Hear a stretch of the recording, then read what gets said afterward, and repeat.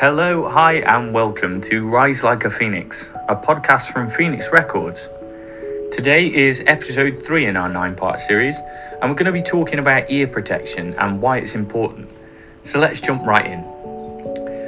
As musicians, our ears are super important to us, and arguably the most important asset we have.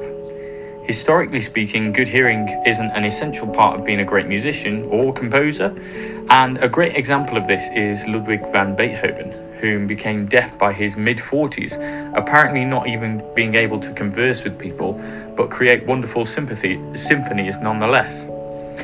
However, despite this, we now know that our hearing is irreplaceable and our hearing loss can never be cured. With hearing aids and advanced technologies such as cochlear implants, we can now enhance frequencies within the ear to alleviate some of the hearing difficulties that deaf people may have, but we can never fully heal them. There have even been recent scientific breakthroughs whereby we've been able to grow human ears from stem cells in petri dishes, but technology to completely fix our hearing is still a long way off. So, having said that our hearing is irreplaceable, it then becomes precious to us, especially as musicians who rely on it so much, and as such, ear protection then becomes incredibly important to us as well. So let's talk about different ear protection that's out there. Obviously, we've got earbuds and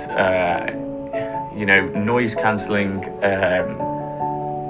ear defenders, which are often used on building sites. But as music producers, we kind of tend to use these earbuds that go in our ears and protect us from all the sounds in the studio. And they're not great, but they do a job by filtering out the frequencies that are going to be most damaging to us and still allowing us to hear something resembling a clear representative sound of whatever we're recording, or even at live gigs as well. And so that is something that we can use, but also in-ear monitors as well are used by musicians especially, and again they tend to have some kind of filter in them that filters out the frequencies that are going to be most damaging to us, and let the sounds that are okay pass, the ones that are going to still make the music clear to us.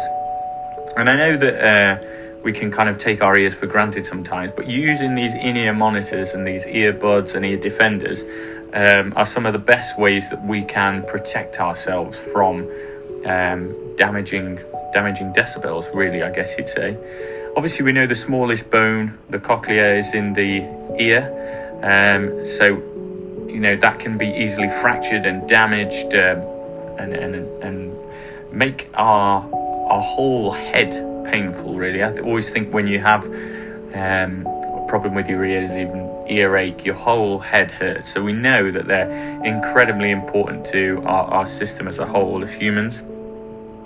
Obviously, as a music producer, our ears are a key instrument that we use, probably the most important asset we have, like I said. And what kind of causes these ear problems? Well, we have spoken a little bit about excessive volumes and decibels. High decibels or high volume sounds are okay for a small amount of time, but if we continue to listen to music at an excessive volume for a long period of time, then our ears get fatigued, and when this happens, we can damage the cilia hairs inside our ear, which pick up and transfer vibrations to our cochlea and down into our inner ear. And once we damage these, we can get something called tinnitus. Now, tinnitus is a ringing in your ears that doesn't seem to go away. There's no cure for tinnitus, and it can be a chronic condition that you can have all your life. It tends to be something that kind of comes and goes in people. It's not kind of a ringing that is constant. You might get it after your ears are initially damaged. So say you've been at a gig for a particularly long time and you've been listening to really loud music, then you can get tinnitus that way, and your ears can ring for quite a long time afterwards perhaps. But generally, people who suffer from tinnitus, it is a chronic condition, and it's something that damages your ears and can come infrequently. You might have it every month or so, let's say, or twice a month, something like that, and it can be a ringing. And the best way the NHS have said You can check this on their website as well. But the best way to deal with tinnitus is kind of just ignore it. The more you focus on the ringing in your ears, the worse it gets. And from a personal viewpoint, I think one of the main things that is kind of leading to this deafness pandemic that we're having is InEar headphones, which have been a massive revelation since Sony Walkman, and then in the very first iPods, on every iPod Nano advert, there was a silhouette with headphones in dancing around on the screen, if you remember. And InEar headphones, people put them in super close to your inner ear, your cochlea, and they put the volume super high, and then it damages your cilia hairs, it damages your cochlea, and you've absolutely messed up your hearing for life. And as soon as that happens, it's irreparable.